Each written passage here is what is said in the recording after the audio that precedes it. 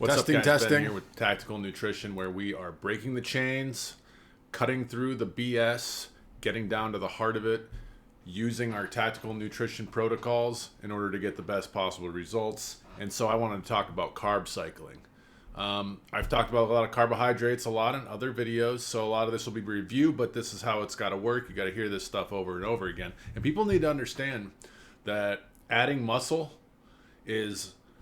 has a lot more to do with carbs than protein in a lot of ways. And I'll talk about why and how to do it properly so you can do what's called a clean bulk and not a dirty bulk where you end up like a fat slob with a bunch of muscle. So the traditional, while we're on that topic, one thing that's always made me, I found funny all the time is that, a lot of bodybuilders, and we're talking amateur bodybuilders, like people that just say they're bodybuilding, or maybe they're really super young, they're like 18, 19, and they're just getting into it. And admittedly, when you're that age, you just don't know anything. It's just how it goes. But, they do these big old dirty bulks where they put on like 60 pounds and then they do a cut and they're like right back where they started. So it's like you just put on a bunch of fat and a little bit of muscle and then you lost it all. And I think one of the reasons is that because they're not understanding how you can cycle your carbs. Carb cycling and carb loading and hydration is super important for adding muscle while remaining lean, because you can do a clean bulk. They kind of call it reverse dieting. Now, if you're overweight, the first thing you should probably do, you should weight train. There's nothing wrong with putting on muscle, but your first goal should be to lose body fat. Because once you get down to where you can actually see the muscle, you have a six-pack, you got the veins, the striations, what have you, then you can reverse diet back up. So a diet is obviously as you cut your calories and your carbs and fat and all that to lose body fat. Well, a reverse diet is where you slowly start adding in nutrients. And I call them macronutrients: carbohydrates, protein, fat. Not just willy-nilly, but there's a controlled structure to it, right? So carb loading, well, first of all, adding muscle, the reason that carbohydrates are so important for adding muscle is because A, they cause an insulin response. So insulin doesn't just cause your body to store fat. That's one thing it does, but tissues become insulin sensitive for various reasons. And when they're insulin sensitive, that means and this is all like the gobbledygook science, you don't really have to know this, but the receptors and the cells of your muscle or fat or whatever it may be are insulin sensitive, which means a little bit of insulin causes them to react properly and to store nutrients. It's not just like body fat or something. Like the insulin is going to shuttle nutrition into the cells. Okay? So what happens if you're like type 2 diabetic or something like that is you become insulin resistant, which is the opposite. That's when your body is constantly expelling tons of insulin, which causes hypoglycemia and all these hyperglycemia and all these problems, high blood pressure, etc. It's not healthy over the long run.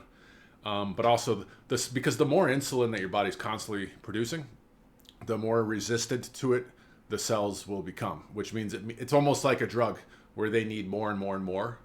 Whereas if you're insulin sensitive, when you have proper macronutrients, then you won't need as much insulin. So anyway, what is carb loading, right? So if you're carb cycling, and I'm going to call carb loading, carb cycling, they're very similar. It's where you kind of go from high carb day to low carb day, medium carb day, whatever. And these are things that you really should talk to a coach about, to get some numbers and at least some ideas down so you're not just making it up. One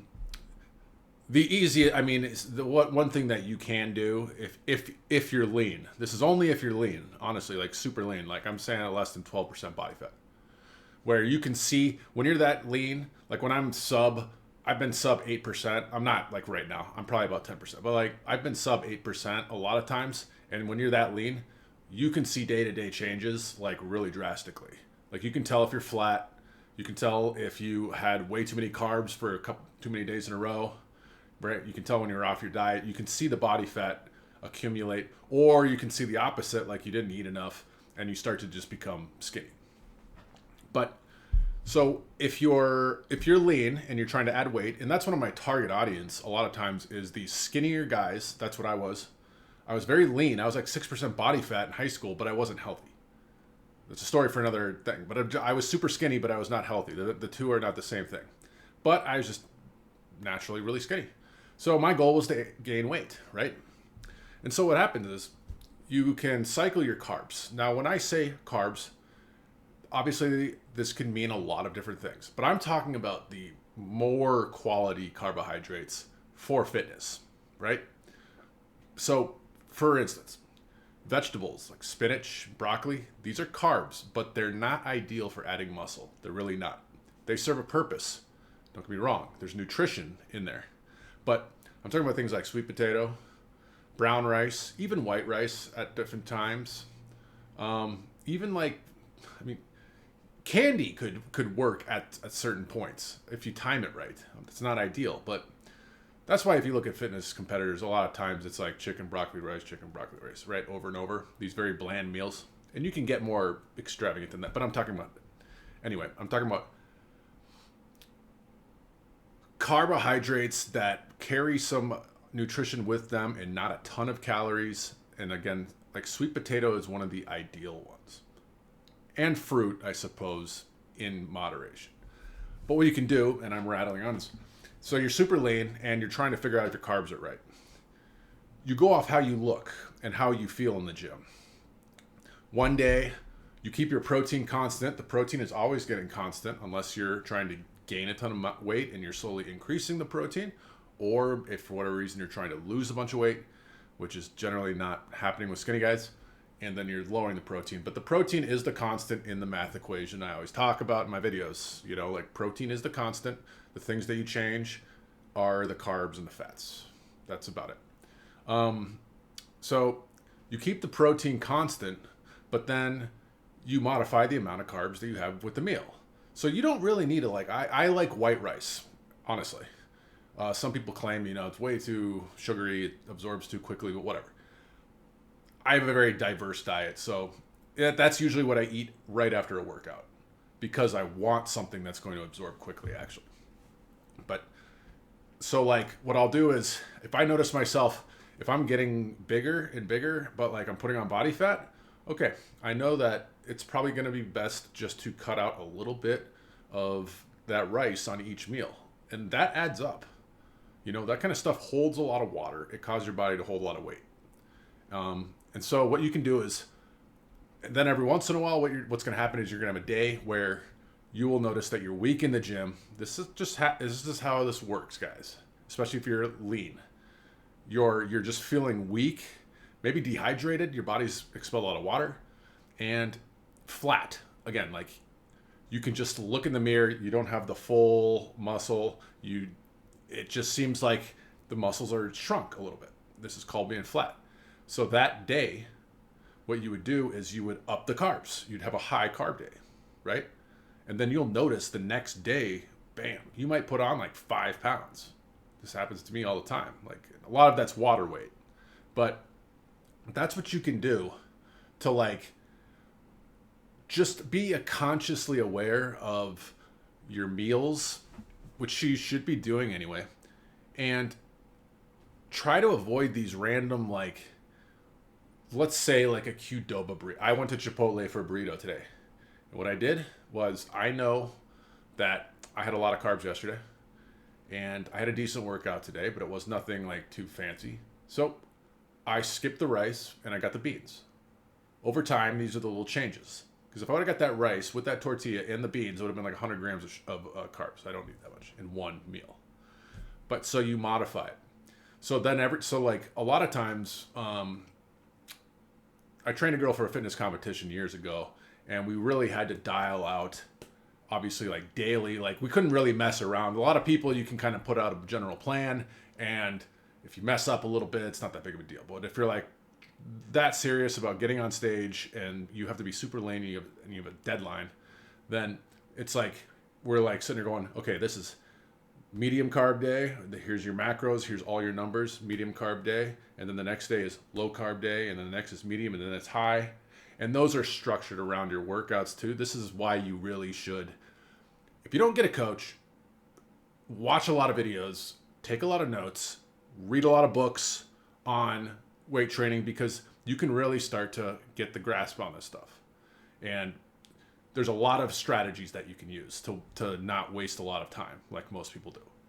And so what I meant to say was, so like we're cutting down like low, medium, high carb day. So what will generally happen is, like, if there was like a leg day with a lot of squats and deadlifts, then the day before that would be high carb day. That's the carb loading I'm talking about, that I meandered about here. So like, you carb load the day before, right? And then your body holds on to that, and now the muscle's full the next day. Now it's leg day, which is going to be your hardest workout. Most people skip leg day and just do arms anyway. But when you're actually serious and doing leg day, then you want to be full. You don't want to be like, you don't want your muscle to be flat. You don't want to be carb deficient, and like it's really going to make your workout hard. And that also means, speaking of carb loading or carbohydrates in general, like, however hard your workout is determines how many carbs you want right after the workout, because that's when, it's your post-workout meal. Most people are familiar with this idea. What's up, guys? So the video got cut off because my camera died and I had to charge the battery, and then I magically shaved also at the same time. So I just wanted to finish up the video. I was almost done, but I didn't want to have it be cut off like that. But I was saying about how the intensity of your workouts and what type of workouts you're doing, and obviously your goals, are going to determine how many carbohydrates you really need. So this is why, if you're a big fat person with low muscle mass, you don't need a lot of carbs, right? But the thing I'll end this video with, that I think is a good ender, is the fact that this is one reason why, especially when I train females, I would really just like tell them, work out really hard. That doesn't mean like go run the treadmill for like 5 hours. I mean, actually work out hard. Weight training, circuits, things like that. Different types of activities, but mainly weight training and mainly circuits and high intensity training. If you do that, you can allow yourself to eat more. So it's also kind of nice, because a lot of people don't want to be on these restricted diets. They want to be able to eat a cheeseburger every once in a while or something. And I can do that because I work out really hard and very, very often. But if you are very sedentary and you're just being lazy, then don't be surprised when you put on a lot of body fat and you're not happy with how you look. So work out hard, eat a lot of carbohydrates right after the workout, but then make sure that you do carb loading strategies and you don't eat a lot of carbs every single day, and get a plan. And if you have anything, go in the comments below. Let me know what you think of the video. Subscribe, like, head on over to tacticalnutrition.net. Check out the custom programs that we do through Trainerize, and I will see you guys in the next one.